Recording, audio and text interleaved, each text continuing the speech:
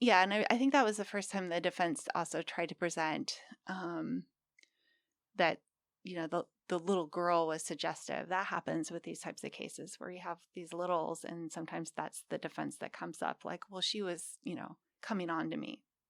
I'm At 4 sorry. years old. I'm sorry. That's what the So, defense yeah. tried to say? And so I remember learning the laws, the protective laws, where the defense can't do that type of line of questioning absent a specific order of the court. So I remember that was one of the first times I filed that motion to protect the child in that regard. But who would think, right? For a Who would 4 or even try 5 to year old. argue that? So I remember that issue for that particular trial as well. Mm-hmm.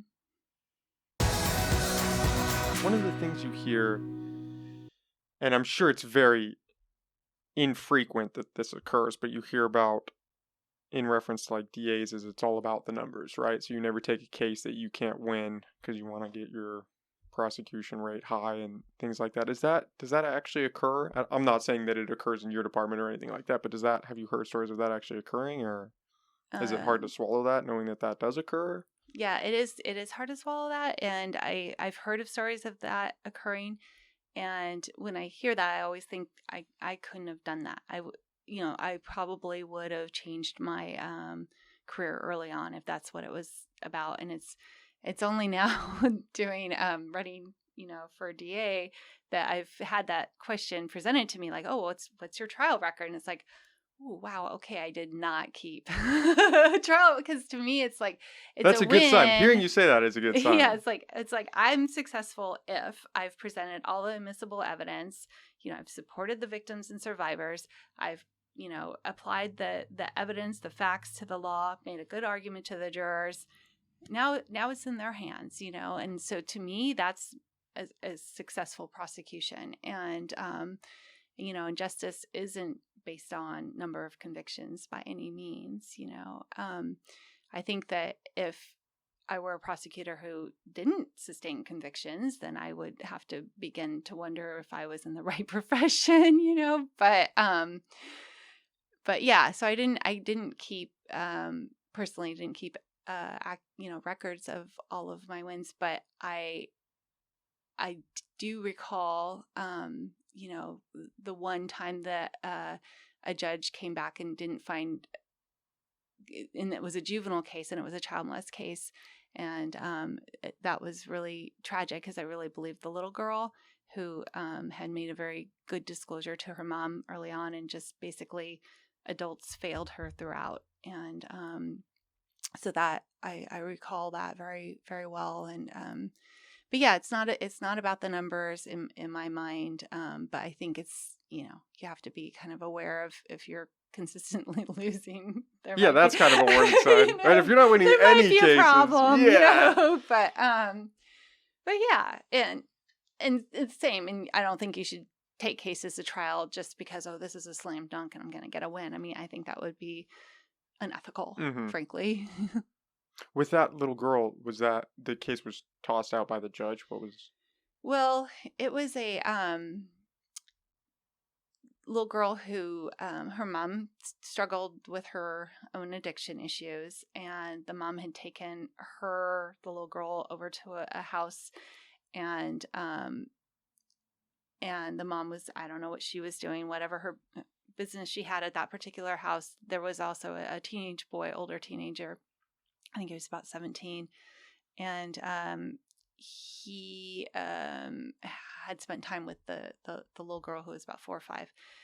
The little girl wasn't yet in kindergarten.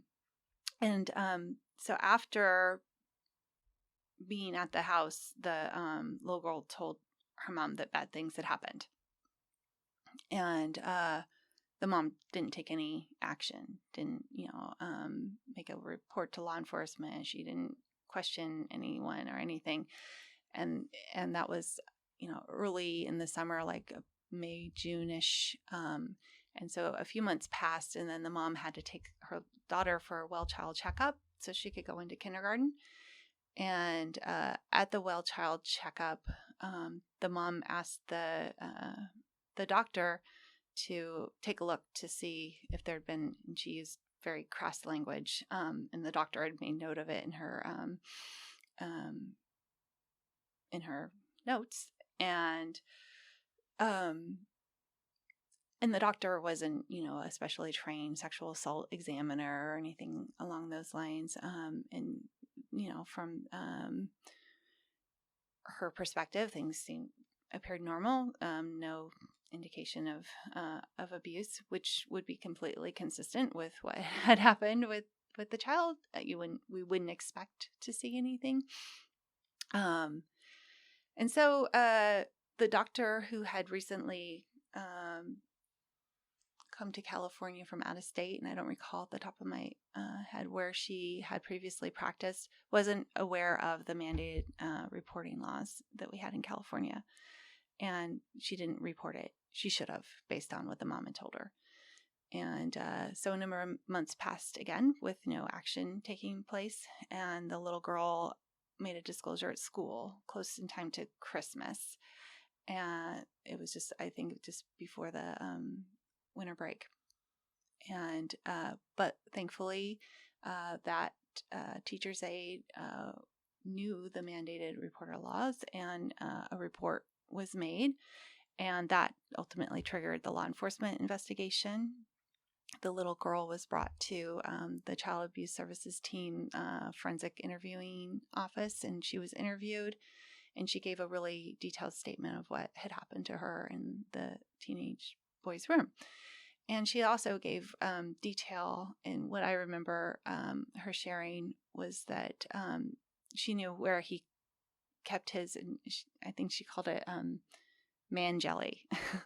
And when a search warrant was subsequently served at his residence and in his room, and there was lubricant like KY jelly found exactly where the little girl had said it had come from, which corroborated her statement. And there were other things that did as well. One of the things that the interviewer asked, and we don't do this any longer, is that the interviewer asked, how many times did he do this? And she said, millions.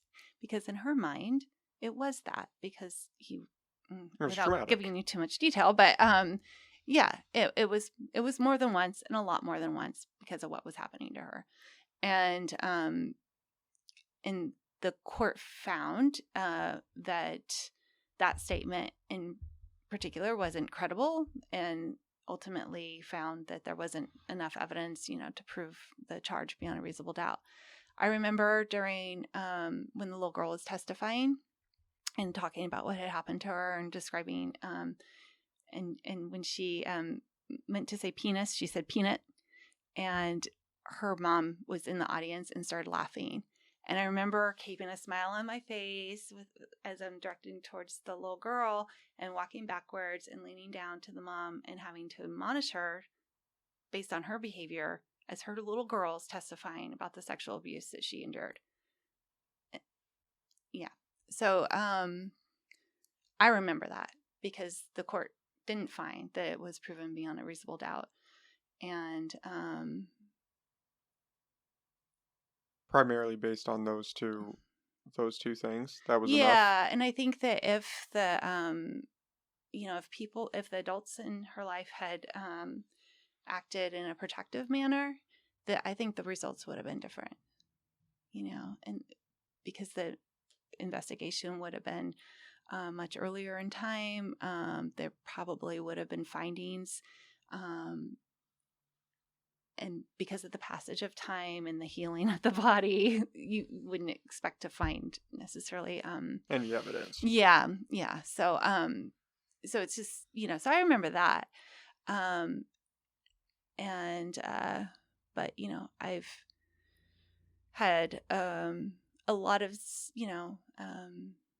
successes in terms of my prosecutions, and I think that my trial record, why I'm proud of it is not so I can say, I have this many convictions, because that's not really consistent with who I am and what I value. But it's like, wow, those are cases where survivors found their justice, and that's what makes me feel good, proud of them. Yeah. How old was that girl? That little girl. For that, she was pre-kindergarten, so she was like 4 or 5. Yeah. Wow. She was a little. Did she go back to the mom, or did CPS step in, or? Child Welfare Services was involved in the life, but her life, but I don't know ultimately Whatever happened. what happened, and so it was. But I know that there was some degree of intervention, and then also because the doctor's failure, to make a mandated report, that was a big issue during the course of the trial, and so it sort of shifted a lot of it from the actual offender To the doctor. to the doctor, and so that was part of the challenge as well, and then also because of the passage of time, although the little girl knew where the lube was, which was that something seems like that would be a slam dunk right there, because why would a 4-year-old know where right this...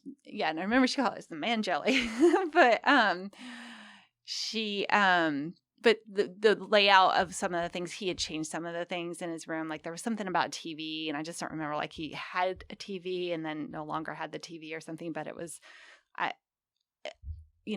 it was a trial, so it's like oftentimes all the issues become a little convoluted, and but yeah, and I think that was the first time the defense also tried to present that the little girl was suggestive. That happens with these types of cases where you have these littles, and sometimes that's the defense that comes up, like, well, she was coming on to me.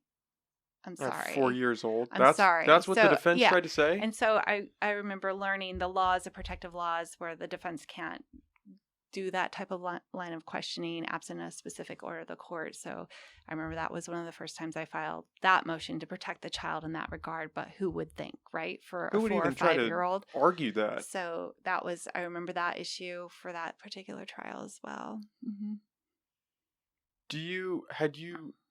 Oh, wow. I can't imagine trying to be the defense attorney in that situation. Not to pass judgment on him. I get that, I'm not going to pretend to know how he felt in that moment or do that, but that must, like, how do you stand up for this person and say, nope, they didn't do this, and then make the suggestion that, it was the 4-year-old's fault that she was trying to come onto this 17-year-old. What is the line of thinking with that? I think obviously everyone should have an attorney, but hearing that is just... Yeah, it's an important protection of our rights, especially and we if all want you're innocent in a different situation, right? Everybody should have an attorney, because that's your best bet to protect yourself. But wow, it's tough. It's tough and there are some, and this was a private attorney, and I'm not going to name names, but and there are some private defense attorneys who just, they won't take those types of cases for those reasons, but it's important that somebody does. So somebody has to, right? But it's just, I would not want to be that person. That would be hard to separate how you feel personally from defending your client, for sure. Mm-hmm. Yeah, I'm sure that's a big challenge. So wow, I can't imagine that case is ever gonna not stick with you. That you'll just carry that for, not because of anything you did, but just the case. Just hearing that, like, I feel like that's gonna stick with me now for